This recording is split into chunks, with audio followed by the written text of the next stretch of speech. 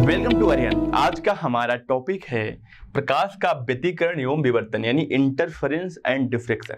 तो अगर मैं बात करूं व्यतिकरण की घटना के बारे में, तो प्रकाश का वह गुण है जब एक ही आवृत्ति के दो प्रकाश तरंगे एक ही माध्यम में और एक ही दिशा में गति करते हैं, दिशा में चलती हैं, तो उनके अध्यारोपण के कारण उनकी कुल ऊर्जा का क्या होता है, पुनर्वितरण हो जाता है।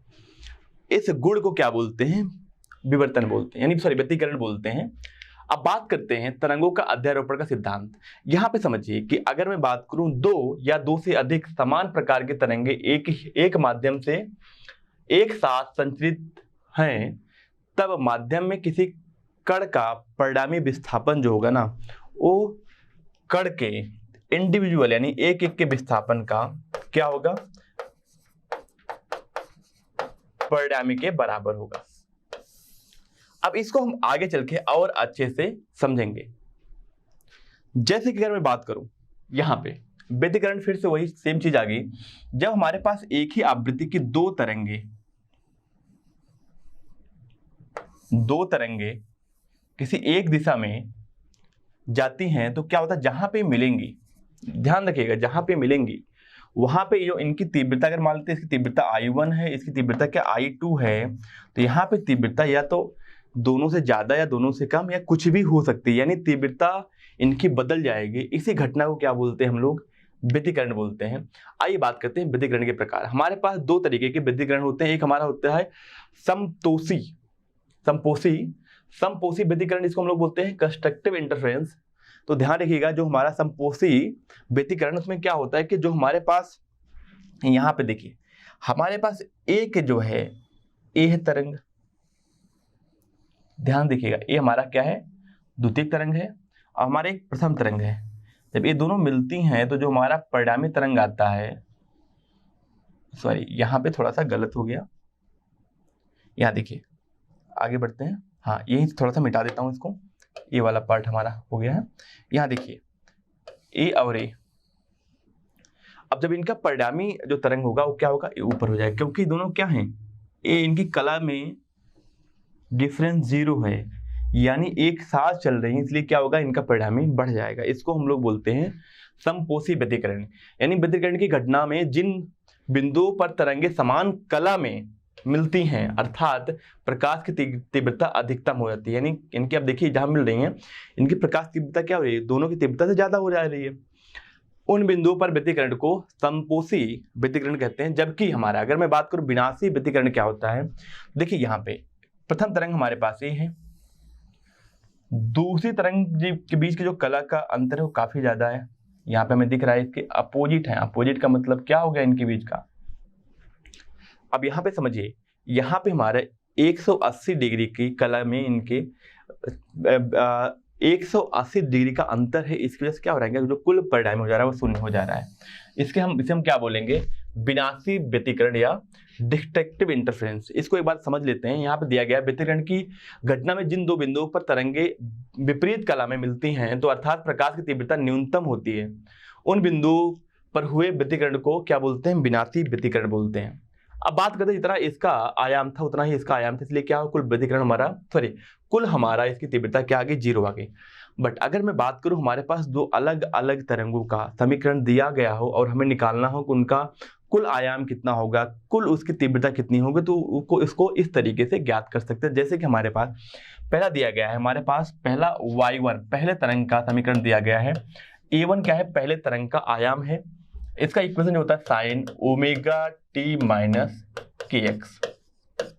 जो हमारा दूसरा हमारा हो गया a2, इसका आयाम a2 है, साइन ओमेगा टी माइनस के एक्स प्लस फाइव, यानी इनकी जो कला में जो डिफरेंस है वो कितना है, फाइव का है। तो जब ये दोनों मिलेंगे तो जो इनका इक्वेशन हो क्या होगा, y1 प्लस y2 के बराबर होगा। यानी इसका हम लोग सदिश के तरीके से इनका हम जोड़ करेंगे, और हमारे पास जो परिणामी इक्वेशन आएगा, y किसके बराबर हो जाएगा, a sine omega T minus के एक्स प्लस फाइव। यहाँ देखने वाली बात है, जो हमारा a होगा ना, वो होगा इन दोनों के रिजल्टेंट के बराबर, यानी a1 का स्क्वायर प्लस a2 का square plus 2a1 a2 cos phi। ये कैसे होता समझिए, अगर मैं बात करूं पहला जो हमारा इक्वेशन है उसका आयाम a1 है और दूसरे के आयाम में हमारा a2 है, तो इनके बीच के जो कला का डिफरेंस वो क्या है, फाई है।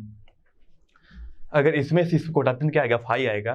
तो जो इनका परिणामी क्या होगा, इनका परिणामी a हो जाएगा, पहले का स्क्वायर यानी वेक्टर सम लेंगे, सदिश सम a1 का स्क्वायर प्लस a2 का square plus 2a1 a2 cos phi के बराबर होगा। ये तो हमारा हो गया परिणामी आयाम। अब बात करते हैं परिणामी तीव्रता के बारे में। अब समझिएगा, एक कहानी बहुत सिंपल है, पर यहाँ पे हमारा tan थीटा होगा वो इसके बराबर होगा। कैसे होगा आप एक बार देख लीजिए। अगर मैं बात करूं, ये हमारा हो गया a1, ये हमारा हो गया a2, इनके बीच कितना कोण है, फाई है, ये हमारा हो गया रिजल्टेंट a। तो समझिए अगर मैं इसको, ये हमारे पास थीटा हो गया, तो अगर मैं बात करूं इसको मैं इधर लेके जाऊं, क्योंकि वेक्टर को हम उसके समांतर शिफ्ट कर सकते हैं, तो ये हमारा क्या होगा, ये भी तो कोण हमारा क्या होगा, थीटा ही होगा ना, क्योंकि a1 और a2 के बीच कितना कोण है, थीटा है। तो अब अगर इसका मैं वो लेता हूँ, घटक लेता हूँ, वेक्टर घटक, तो इधर हमारा क्या होगा, a2 cos थीटा हो जाएगा, इधर हमारा क्या होगा a2 sin थीटा। तो इस जो है इस समकोण त्रिभुज के अगर बारे में बात करें, देखें तो यहाँ पे क्या होगा हमारा tan थीटा जो होगा, सर ये फाई है ना हमारा, ये तो फाई है। एक बार इसको मैं दोबारा लिख दे रहा हूँ, हमारा फाई है, देखिए क्योंकि a1 और a2 के बीच कितना कोण है, फाई है। रिजल्टेंट यानी जो परिणामी आ रहा है उसमें और a1 वेक्टर के बीच कोण थीटा है, ये पूरा हमारा फाई है, ध्यान रखिएगा ये हमारा पूरा क्या फाई है। तो यहाँ पे अगर मैं tan थीटा की बात करूँ तो हमारा जो है ए कोण, ये समकोण त्रिभुज क्या होगा हमारा, tan थीटा इक्वल टू हो जाएगा a2 sin फाई अपान बेस कितना हो गया हमारा, आधार यानी a1 plus a2 cos phi. तो यहाँ देखिए थीटा हमारा क्या आ जाएगा tan inverse a2 sin phi upon a1 plus a2 cos phi के बराबर, यहाँ पे फाई होना चाहिए। अब बात करते हैं इनके तीव्रता के बारे में। देखिए जो हमारा इंटेंसिटी होती है वो होती है एम्पलीट्यूड का यानी आयाम के स्क्वायर के बराबर, ये इनके बीच संबंध होता है। इस तरीके से अगर मैं बात करूं, हमारे पास जो I1 होगा वो किसके होगा, a1 स्क्वायर के प्रोपोर्शनल होगा। I2 जो होगा वो क्या होगा, a2 यानी दूसरे वाले आयाम के स्क्वायर के प्रोपोर्शनल होगा। तो हमारे पास देखिए जो परिणामी आयाम आया था उसमें रख दीजिए, यहाँ पे क्या होगा, यहाँ पे हो जाएगा, अगर मैं बात करूं यहाँ मैं क्या लिख सकता हूँ रिजल्टेंट लिख सकता हूँ रूट ऑफ आई इंटेंसिटी, क्योंकि देखिए जो हमारा आयाम है ना, आयाम किसके होता है, इंटेंसिटी के रूट के बराबर, क्योंकि इंटेंसिटी क्या होता है, आयाम के स्क्वायर के बराबर होता है। तो आयाम क्या होगा, इंटेंसिटी के रूट के बराबर होगा। तो यहाँ क्या लिखेंगे, रूट लिखेंगे। अब रूट में क्या हमारे पास आया है, देखिए यहाँ पे अगर मैं रूट की बात करूँ, इसको मैं चाहूँ तो ऊपर लिख दूँ, आइए नेक्स्ट में ही लिख देता हूँ। हमारे पास क्या था, हमारे पास जो परिणामी आयाम आया था वो आया था a1 का स्क्वायर प्लस a2 का square plus 2a1 a2 cos phi, under root में था। तो यहाँ पे क्या आएगा, यहाँ पे आएगा रूट आई, अंदर रूट में क्या आएगा, यहाँ पे I1 प्लस I2 प्लस 2 इसका root of I1 root of I2 cos phi. अब यहाँ देखिए अगर हम दोनों साइड स्क्वायर करेंगे तो जो हमारे पास आ जाएगा तीव्रता, कुल तीव्रता जो आएगी वो आएगी किसके बराबर, I1 plus I2 plus 2 root of I1 I2 cos phi के बराबर। तो ये हमारा क्या हो गया, परिणामी तीव्रता आ गई। अब बात करते हैं संतोषी व्यतिकरण के लिए। अगर मैं संपोषी, ध्यान रखिएगा संतोषी नहीं, संपोषी व्यतिकरण जिसको हम लोग होते हैं कंस्ट्रक्टिव इंटरफेरेंस, उसके लिए क्या होगा, उसके लिए हमारे पास इसका मान अधिकतम होना चाहिए, तीव्रता का मान अधिकतम होना चाहिए। तो क्या होगा हमारा, किसके बराबर आ रहा है हमारा, ये I1 plus I2 plus 2 root of I1 I2 cos phi. इसका मान अगर मुझे अधिकतम चाहिए तो cos फाई की वैल्यू क्या होनी चाहिए, cos फाई की वैल्यू 1 होनी चाहिए। 1 कब होता है, 0 डिग्री पे, 0 पे हो गया, 2 पाई पे हो गया ना। अगर मैं बात करूं 1 कब होगा, 0 पे होगा, और कितने पे होगा हमारा, 2 पाई पे होगा। cos फाई की वैल्यू अधिकतम किस पे होती है, 0, 2 पाई, 4 पाई, या हम इसको जनरल बोल सकते हैं 2m पाई। m की वैल्यू क्या होगी, x, इंटीजर नंबर, यानी m की वैल्यू 0 1 2 3 4, इस तरीके से जो हमारा कुल आयाम कुल हमारी तीव्रता जो आएगी I1 I2 plus root of I1 I2 का फाई वैल्यू क्या होगी 1 होगी। अब ये क्या हो गया, I हमारा हो जाएगा, एक्चुअली हमारा है root of I1 plus root of I2 का होल स्क्वायर के बराबर है। ये हमारा हो गया संपोषी तीव्रता। संपोषी व्यतिकरण के लिए जो हमारा तीव्रता का इक्वेशन आ गया वो आ गया I equal to root of I1 plus root of I2 का होल स्क्वायर। इस तरीके से मैं बात करूं कि उसके लिए जो हमारे पास कालांतर जो है, कालांतर फाई की वैल्यू क्या होनी चाहिए 0 2 5 4 5, इस तरीके से हमारा होना चाहिए। अब यहाँ पे बात करते हैं अर्थात संपोषी व्यतिकरण के लिए आवश्यक क्या है कि दोनों तरंगों के बीच का जो कालांतर शून्य अथवा पाई का समगुणज होना चाहिए, अर्थात तरंगे एक ही कला में अध्यारोपित होनी चाहिए। अब बात करते हैं दोनों तरंगों के बीच का जो पथांतरण है। देखिए, अगर हमारे पास 2 पाई का कलांतर है तो जो पथ का अंतर होगा वो वेवलेंथ के बराबर होगा। तो हम इस तरीके से लिख सकते हैं, जो पथ में अंतर है अपान लिम्डा ए बराबर होता है कलांतर में, कलांतर अपान 2 पाई के बराबर होता है। ये संबंध हमेशा याद रखिएगा, बहुत इंपॉर्टेंट संबंध है। अब बात करते हैं अधिकतम क्या होगा, हमारा आई अधिकतम हमारा हो जाएगा root of I1 plus root of I2 का होल स्क्वायर, जिसको हमने अभी देखा था। पर यहाँ पे देखने वाली बात है, यही आई अधिकतम किसके बराबर हो जाएगा, आई अधिकतम हमारा हो जाएगा मैक्स, जिसको हम लोग लिखते हैं ये बराबर होगा k times A1 plus A2 का होल स्क्वायर, क्योंकि हमारा जो इंटेंसिटी होता है वो आयाम के, तीव्रता हमारा आयाम के स्क्वायर के बराबर होता है। अब बात करते हैं विनाशी व्यतिकरण के लिए। अब देखिए, विनाशी व्यतिकरण के लिए क्या होना चाहिए हमारे पास, अगर हमारी बात करूं तीव्रता के, तो क्या होता है तीव्रता का formula I1 plus I2 plus 2 I1 I2, ये हमारा रूट में होता है cos फाई। हमें इसके लिए क्या चाहिए, cos की वैल्यू मिनिमम चाहिए, मतलब -1 चाहिए। तो -1 किस पे होता है, फाई इक्वल टू हमारा किस पे होगा 3 पाई बाई 2 पे, सॉरी यहाँ पे थोड़ा सा गलत कर दिया मैंने, यहाँ पे कितना होगा पाई 3 पाई 5 पाई, इन सब पे क्या होता है cos फाई की वैल्यू -1 होती है। इसके लिए जो हमारा कुल तीव्रता आएगी वो किसके बराबर होगी I1 प्लस I2 प्लस, अब यहाँ पे 2 रूट ऑफ I1 I2, अब इसकी वैल्यू क्या होगी -1 हो जाएगी। यहाँ से क्या आ जाएगा हमारे पास, जो तीव्रता आएगी कुल वो आ जाएगी I1 plus I2 minus 2 root of I1 I2। तो यहाँ से जो हमारी तीव्रता आ गई वो आ गई I1 प्लस I2 का, सॉरी यहाँ पे I1 माइनस I2 का होल स्क्वायर आएगा, ठीक है, ध्यान रखिएगा I1 माइनस I2 के होल स्क्वायर के बराबर आएगी, इतनी हमारी तीव्रता आएगी।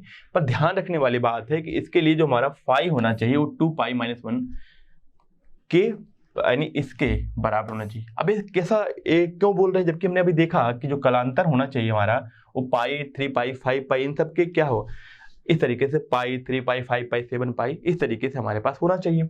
इसको इस तरीके से लिखा गया, अगर m की वैल्यू आप 1 रखते हो तो क्या हो जाएगा हमारा, देखिए यहाँ पे फाई आ जाएगा, कितनी पाई आ जाएगा। अगर m की वैल्यू 2 रखते हैं तो क्या आ गया हमारे पास, फाई की वैल्यू 3 पाई आ गया। इस तरीके जनरल हमने बना दिया कि फाई अगर इस फॉर्म में होगा तो हमारा उस कंडीशन में विनाशी व्यतिकरण होगा। अब देखिए, अगर बात करते हैं कि यहाँ पे पथ का अंतर कितना होगा, तो हमें एक फार्मूला पता है, अभी हमने देखा था, यानी हमारे पास कलांतर अपान 2 पाई इक्वल टू होता है पथांतर, यानी पथ का अंतर अपान लिम्डा। इसमें कितना कलांतर है, पाई है, पाई अपान 2 पाई किसके बराबर होगा हमारा डेल्टा, इसको x भी बोल सकते हो, पथ का अंतर डेल्टा x अपान क्या लिम्डा। तो यहाँ देखिए तो कैंसिल हो गया, क्या हो गया डेल्टा x इक्वल टू आ गया लिम्डा बाई 2, यानी जो पथ का अंतर होगा वो लिम्डा बाई 2 हो जाएगा, 3 लिम्डा बाई 2 हो जाएगा, 5 लिम्डा बाई 2 हो जाएगा। अगर इस तरीके का जो है पथांतर होगा तो उस कंडीशन में हमारा क्या होगा, विनाशी व्यतिकरण होगा। आगे बढ़ते हैं, बात करते हैं विनाशी व्यतिकरण के लिए आवश्यक क्या है। तो हमें पता है कि जो हमारा कलांतर होना चाहिए क्या होना चाहिए, पाई का विषम गुणज होना चाहिए, यानी पाई 3 पाई 5 पाई 7 पाई, और जो पथ का अंतर होना चाहिए वो लिम्डा बाई 2 3 लिम्डा बाई 2 5 लिम्डा बाई 2 7 लिम्डा बाई 2 होना चाहिए, का विषम गुणज होना चाहिए। अब बात करते हैं अगर बात करें न्यूनतम जो हमारे पास तीव्रता आएगी वो इतना इसके बराबर आएगी, हमने देख लिया था। और अगर मैं बात करूं आई न्यूनतम को हम लोग इस तरीके से एम्पलीट्यूड यानी आयाम के फॉर्म में भी लिख सकते हैं। अब यहाँ पे एक समझने वाली बात है, हमने देखा था कि आई मैक्स को जब हमने आयाम के फॉर्म में लिखा था तो क्या लिखा था, के यहाँ पे a1 प्लस a2 का होल स्क्वायर लिखा गया था। और आई मिनिमम यानी 82 के लिए क्या हो गया हमारा, के a1 माइनस a2 का होल स्क्वायर। अगर मैं बात करूं I max upon I minimum के लिए एक हमारे पास फार्मूला होगा, क्या हो गया हमारे पास, a1 प्लस a2 का whole square upon a1 minus a2 का होल स्क्वायर। अब ये फार्मूला हमारे लिए जरूरी है, याद रखने वाली बात है। अब बात करते हैं इसमें हमारे पास, ये तो सारी चीजें हमारी हो गई। अब बात करते हैं कला संबंध स्रोत यानी कोहेरेंट सोर्स के बारे में बात करते हैं। तो कोहेरेंट सोर्स के लिए जरूरी है कि जो हमारे दोनों तरंगे हैं उनका आवृत्ति समान होना चाहिए। अगर बात करते हैं एक प्रकाश स्रोत जिसमें निकलने वाले तरंगों के बीच कलांतर स्थिर हो यानी समय के साथ बदले ना, कला संबंध स्रोत कहलाते हैं, यानी कोहेरेंट सोर्स कहलाते हैं। हम दो स्वतंत्र प्रकाश स्रोत को पर्दे के सामने रखकर व्यतिकरण प्रारूप प्राप्त नहीं कर सकते। इसका कारण यह है कि जो स्रोत द्वारा उत्सर्जित प्रकाश तरंगों के बीच कलांतर स्थिर ना रहकर लगातार बदलता रहता है, अतः पर्दे पर किसी बिंदु पर प्रकाश की तीव्रता भी लगातार बदलती रहती है। कभी पर्दे पर तीव्र प्रकाश होता है तो कभी अंधेरा होता है, क्योंकि कलांतर चेंज हो रहा है। यानी कभी हमारे पास पाई आ जाएगा, कभी 2 पाई आ जाएगी, 2 पाई आ जाएगी तो हमारे पास ज्यादा तीव्रता आ जाएगी, पाई आ जाएगा तीव्रता कम हो जाएगी। अब बात करते हैं, यह प्रक्रिया इतनी तेजी से होता है कि हमारी आंखें, जो आंखदृष्ट आंखें हैं, वो समझ नहीं पाती हैं, इस कारण से नहीं देख पाती। आंखों के पर्दे पर तीव्रता एक जैसी प्रतीत होती है, अर्थात व्यतिकरण प्रतिरूप दिखाई नहीं देता है। अतः यह कहा जा सकता है कि दो स्वतंत्र स्रोतों से व्यतिकरण संभव नहीं है। यानी सिर्फ हम एक स्रोत से हम व्यतिकरण पा सकते हैं। हम लोग आगे इसके बारे में पढ़ेंगे भी। तो प्रकाश के व्यतिकरण के लिए आवश्यक शर्तें, यानी अगर व्यतिकरण करवाना हो तो क्या क्या चीजें जरूरी होनी चाहिए। एक चीज तो उनका कलांतर समय के साथ ना बदले, दोनों प्रकाश स्रोत कला संबंध होने चाहिए, अर्थात दोनों तरंगों के बीच जो कलांतर है वो समय के साथ नियत रहना चाहिए। यदि ऐसा नहीं होता है तो व्यतिकरण प्रतिरूप अस्थायी नहीं होता। बात करें दोनों तरंगों की आवृत्ति अथवा तरंग दैर्घ्य बराबर होना चाहिए। यदि ऐसा नहीं होता है तो तरंग की कलाओं में अंतर स्थिर नहीं होगा। अच्छे व्यतिकरण के लिए दोनों तरंगों का आयाम बराबर होने चाहिए। ध्यान रखिए, ये सब पॉइंट्स हैं जो आपके आ सकते हैं एग्जाम में। यदि ऐसा नहीं होता है तो अदीप्त फ्रिंजेस में भी प्रकाश का पर्याप्त तीव्रता रहेगी। अतः अच्छे, यानी अगर मैं बात करूं अच्छे कॉन्ट्रैक्ट के लिए दोनों तरंगों के आयाम लगभग बराबर होने चाहिए, ताकि अगर आयाम बराबर हैं जो मिनिमम की बात करेंगे, मिनिमम तीव्रता वो 0 हो जाएगी और मैक्सिमम क्या हो जाएगी, I1 प्लस I2। अगर दोनों बराबर हो जाएंगे, दोनों की तीव्रता बराबर हो जाए, सोचिए अगर I1 बराबर I2 बराबर I के हो जाएं तो क्या होगा, हमारा जो अधिकतम तीव्रता आएगी क्या हो जाएगी, I। तो हमारे पास अधिकतम जो तीव्रता होगी वो क्या होगी, I1 प्लस I2 का होल स्क्वायर, यानी I प्लस I का होल स्क्वायर, यानी कितना हो गया हमारे पास 4I। न्यूनतम कितना हो जाएगा, I मिनिमम कितना हो जाएगा, I माइनस I का होल स्क्वायर, यानी 0 हो जाएगा। ये हमारे व्हाइट और ब्लैक स्पॉट दोनों अच्छे से दिखेंगे। प्रकाश स्रोत के मध्य दूरी बहुत कम होनी चाहिए, जिसमें दोनों तरंगार्ग एक ही दिशा में आकर्षित होकर फ्रिंज अधिक चौड़ी बनाएं। अब बात करते हैं प्रकाश तरंगों का व्यतिकरण। यंग का व्यतिकरण संबंधित द्विरेखा छिद्र प्रयोग, एक कैसे किया गया प्रयोग समझिए। यहाँ पे होता क्या, अगर मैं इस पूरे प्रयोग को इस तरीके से बताऊं तो हमारे पास पहले एक जगह से प्रकाश निकली, यहां से प्रकाश सोर्स हमारा निकल रहा है, या इसको इस तरीके से समझे, प्रकाश सोर्स हमारे पास आ रहा है कहीं से। हमने क्या किया, एक प्रकाश सोर्स से ही 2 प्रकाश सोर्स बना दिया। एक प्रकाश सोर्स हमारे पास था, इससे हमने क्या किया, 2 प्रकाश सोर्स बना दिया। अब यहां से जो प्रकाश निकलेगा, अगर इस पर्दे पे हमें पाना है तो यहां से जो प्रकाश किरणें अगर इस बिंदु पे मिल रही है, इतनी दूरी ये तय कर रहा है, उतनी ही दूरी एक कर रहा है, इनके बीच में क्या है, पथ का अंतर 0 है। तो यहाँ पे क्या मिलेगा, हमारा अधिकतम तीव्रता मिलेगी। अब एक बिंदु और की बात करते हैं, इस बिंदु पे अगर मैं बात करूं, इस बिंदु पे जो इसका पाथ ज्यादा है उसका पाथ कम है। अगर इसके पाथ में यानी इनकी जो है पथांतर में अगर अंतर जो है, पथ का अंतर जो है अगर लेमडा के बराबर हो जाएगा तो यहाँ भी क्या हो गया, अगर मैं बात करता हूँ यहाँ से जो प्रकाश निकल रहा है उसकी तीव्रता आई है और उसकी भी तीव्रता क्या आई है, आया आई नॉट बोल दे रहा हूँ, तो यहाँ पे क्या होगा 4I नॉट तीव्रता आएगी, यहाँ पे भी क्या आएगी 4I नॉट आएगी। अगर मैं एक और बिंदु के बारे में बात करूँ, यहाँ जहाँ पे पथ का अंतर कितना हो जाए λ/2, तो यहाँ पे तीव्रता क्या हो जाएगी 0 हो जाएगी। इस तरीके से यंग डबल स्लिट एक्सपेरिमेंट यानी यंग का व्यतिकरण संबंधित द्वि रेखा छिद्र प्रयोग इस तरीके से किया गया है, जहां पे पथ का अंतर क्या है 0 है या लेमडा है या 2 लेमडा है, तो वहां पे दीप्त हो रहा है, यानी बहुत ज्यादा प्रकाश हमें तीव्रता मिल रही है। जहां पे λ/2 है वहां अदीप्त है, जहां λ/2 है वहां अदीप्त है, 3 λ/2 जहां है वहां अदीप्त है। अब बात करते हैं यंग के प्रयोग के सिद्धांत अथवा फ्रिंज के बनने की तरंग सिद्धांत द्वारा व्याख्या। दीप्त और अदीप्त फ्रिंज होता क्या है, एक वर्डी प्रकाश डाला गया, एक वर्डी प्रकाश यानी उनकी क्या है आवृत्ति फिक्स है, यहां से डाला गया। अब देखिए हमारे पास 2 सोर्स है यहां से यहां तक। अगर मैं बात करूं, यहां समझने वाली बात है कि इनके बीच की दूरी क्या है d है। अब देखिए जितना रास्ता इसका है उतना ही रास्ता यहां से इसका है, इतने कितना दूसरा जो हमारा है वो इतना रास्ता ज्यादा पाया, ज्यादा इतना रास्ता तय किया। ये हमारा यहाँ से परपेंडिकुलर लंबवत डाला गया, तो ये जो अगर ये डी है, ये थीटा हमारा है तो हमारा D sine D cos theta होगा, और ये जो ज्यादातर दूरी जब तय की गई है वो क्या है डी साइन थीटा। यानी जो पथ का अंतर है वो किसके बराबर है, इस दोनों प्रकाश अगर यहाँ से यहाँ जा रहा है और ये यहाँ से यहाँ जा रहा है, तो ये दोनों यहाँ से यहाँ की जो दूरी होगी वही यहाँ से यहाँ की दूरी होगी, पर इतना इसका पथ का अंतर है। तो अगर मैं बात करूँ S2P माइनस S1P ये किसके बराबर होगा हमारा, ये हमारा होगा डी साइन थीटा के, ये ही हमारा पथ का अंतर है। अब देखो डी साइन थीटा को हम अलग तरीके से भी लिख सकते हैं, कैसे, अगर मैं बात करूं यहां देखिए अगर थीटा हमारा बहुत छोटा है, ये तो दूरी हमारी डी है, अगर हमारा थीटा बहुत छोटा है तो हम इसको क्या कर सकते हैं, यहाँ देखिए इस चीज को हम ऐसे भी दिखा सकते हैं। यहाँ पे आई थिंक उस तरीके से नहीं लिखा गया, बट मैं आपको यहाँ पे पीछे ही समझा दे रहा हूं।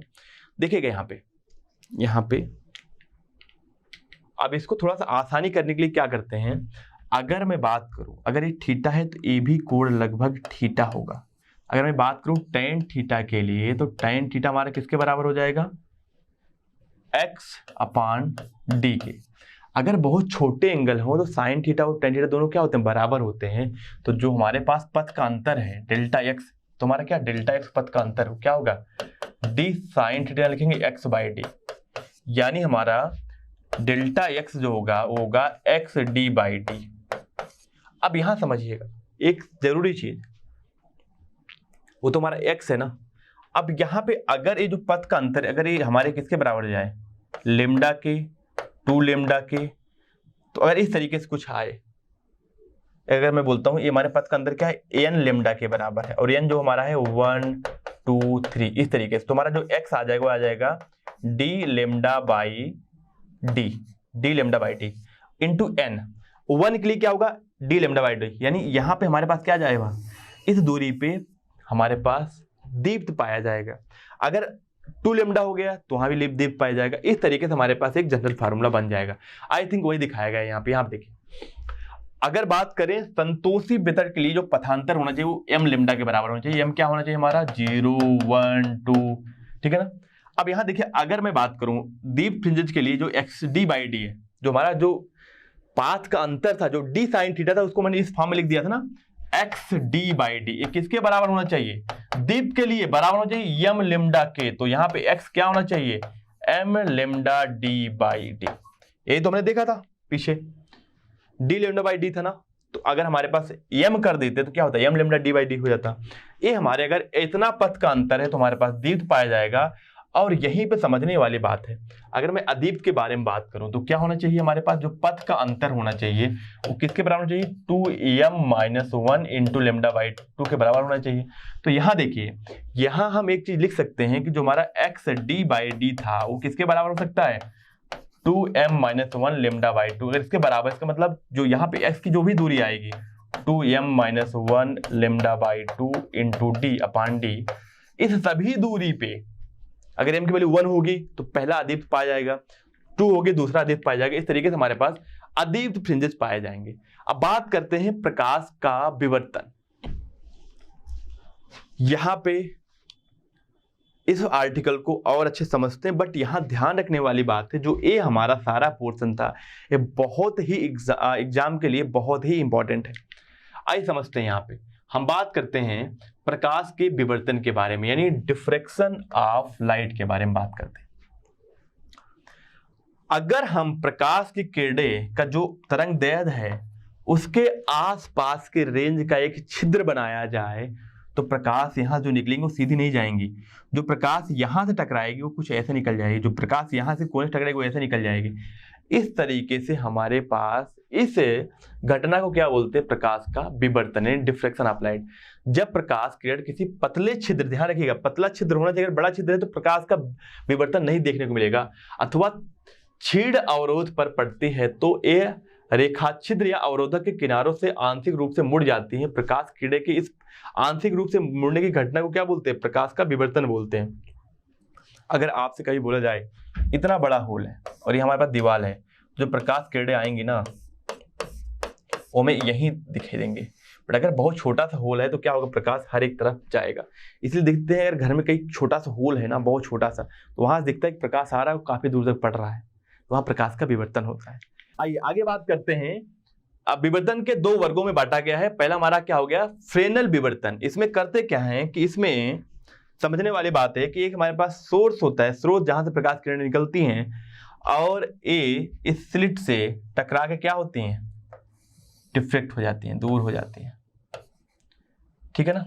तो यहां समझने वाली बात है कि जब बिंदु प्रकाश स्रोत तथा पर्दे विवर्तक वस्तु से अधिक परंतु सीमित स्थान कुछ मीटर की दूरी पर स्थित हो तथा किसी लेंस का प्रयोग न किया जाए तो पर्दे पर प्राप्त विवर्तक प्रतिरूप को फ्रेनेल विवर्तक प्रतिरूप कहा जाता है। उदाहरण के लिए सीधी किरणें, संकीर्ण तार, शक्ति द्वारा विवर्तन, इस तरीके के उदाहरण हमारे पास फ्रेनेल विवर्तन के। अब बात करते हैं दूसरा फ्राउनहोफर विवर्तन। इसमें करते क्या है, जो हमारे पास डायग्राम दिया गया है, मैं आपको सीधा सीधा बताता हूं कि जब हमारे पास अनंत से प्रकाश स्रोत आ रहा हो तो यहाँ पे हम लेंस का उपयोग करके विवर्तन देखते हैं। पर यहाँ समझने वाली बात है कि अनंत से जो स्रोत आएगा वो समांतर आए, इसके लिए हम लोग एक दूसरा तरीका अपनाते हैं। यहाँ पे दो लेंस यूज करते हैं। समझिए, हमारे पास एक पहले लेंस यूज करते हैं, क्या करते हैं, यहाँ पे इसके फोकस दूरी पे एक रखते हैं प्रकाश स्रोत। यहाँ जो प्रकाश किरणें आएंगी वो क्या हो जाएंगे, मुख्य अक्ष के समांतर हो जाएंगे, तो यानी ऐसे जाएंगे।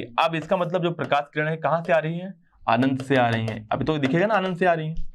अब यहाँ पे हमारे पास ये यूज कर लिया गया, और यहाँ जो प्रकाश किरणें समांतर आ रही हैं उससे फोकस तल पे, इसके फोकस तल पे एक रख देंगे पर्दा, और यहाँ प्रकाश किरणें क्या हो जाएंगे, फोकस तल पे मिलेंगे। इस तरीके के विवर्तन को हम लोग क्या बोलते हैं, फ्राउनहोफर विवर्तन। अब आगे बात करते हैं एकल झिल्ली अथवा रेखा छिद्रों के कारण प्रकाश का विवर्तन। रेखीय तंतु का लैंप विवर्तन प्रारूप। यहाँ समझने वाली बात है कि अगर विवर्तन ना हो तो हमारे पास ज्यादा स्पेस में लाइट नहीं पहुंच पाएगी। तो यहाँ देखते हैं, अगर मैं बात करूं diffraction of light due to single narrow slit, एकल झिल्ली द्वारा प्रकाश के विवर्तन की घटना को देखने के हेतु एक कांच की प्लेट लेते हैं जिसका एक ओर काला पेंट कर देते हैं। कांच का प्लेट जिस ओर काला पेंट है उस ओर कटर अथवा ब्लेड की सहायता से एक पतली रेखा खींच देते हैं जो रेखा छिद्रों की भांति कार्य करता है। समझिएगा, यानी बल्ब में बाकी सब काला रहेगा, एक जगह क्या रहेगा, इसको व्हाइट कर देंगे, यानी यहाँ पे हटा देंगे, यहाँ से जो काला है उसको हटा देंगे। यहाँ देखिए, यहाँ से काला हटा देंगे तो होगा क्या, अब यहाँ से क्या होगा, ये इसका जो यहाँ से प्रकाश का विवर्तन होगा। अब इस कांच के प्लेट के माध्यम से दूर स्थित जलते लैंप को देखते हैं तो हमें तंतु दिखाई नहीं देता, लेकिन तंतु के साथ एक और चौड़ी चमकदार पट्टी दिखाई देती है। तो आप इस बात को समझिए कि हमारे पास इस तरीके की लाइन मिलती है जहां हमें प्रकाश दिखता है, पर कुछ दूर अंधेरा, कुछ दूर उजाला भी इसकी मदद से दिखता है। अब बात करते हैं ज्यामितीय व्यवस्था, ज्योमेट्रिकल अरेंजमेंट के बारे में। एकल झिल्ली अथवा रेखा छिद्र द्वारा प्रकाश का विवर्तन प्रारूप पर्दे पर प्राप्त करने के लिए आवश्यक ज्यामितीय व्यवस्था। तो यहाँ पे आपका ये पूरा डायग्राम दिखाया गया है जहां पे हमारे पास लेंस के फोकस पे रखा गया है हमारा सोर्स, जहां से प्रकाश निकला ताकि ये अपवर्तन के पश्चात जो है समांतर हो जाए। अब बात करते हैं यहाँ पे कि व्यतिकरण और विवर्तन में अंतर क्या है। तो देखिए, जो हमारा व्यतिकरण है और जो विवर्तन है, दोनों में अंतर क्या है, इस बात को समझते हैं। पहली चीज तो क्या है कि दो कला संबंध स्रोतों से आने वाले प्रकाश तरंग का अध्यारोपण से व्यतिकरण प्राप्त होता है, जबकि एक ही तरंगार्ग के विभिन्न बिंदुओं से आने वाले द्वितीयक तरंगिकाओं के अध्यारोपण से विवर्तन प्राप्त होता है। बात करते हैं व्यतिकरण जो है हमारा, फ्रिंजेस की चौड़ाई समान हो सकती है अथवा नहीं भी हो सकती, जबकि इसमें क्या है, इसमें चौड़ाई विवर्तन फ्रिंज की चौड़ाई कभी भी समान नहीं हो सकती, कुछ इस तरीके से पाया जाता है। अभी हमने पीछे डायग्राम में भी देखा भी था, अगर गोला होगा तो ऐसे होगा, अदरवाइज ऐसे होगा। अभी देखिए हमारे पास यहाँ पे दिखाया भी गया है अपना, जस्ट पीछे की बात करें, इस तरीके से हमारा यहाँ पे जो है विवर्तन पाया जाता है। आगे बढ़ते हैं, अपने मेन पेज पे आते हैं। अब बात करते हैं व्यतिकरण प्रतिरूप में सभी दीप्त फ्रिंज की तीव्रता समान होती है, जबकि इसमें क्या होती है, विवर्तन प्रतिरूप में मुख्य उच्चिष्ट के दोनों ओर दीप्त फ्रिंज की तीव्रता लगातार घटती जाती है। तो ये हमारा अंतर है व्यतिकरण और विवर्तन में।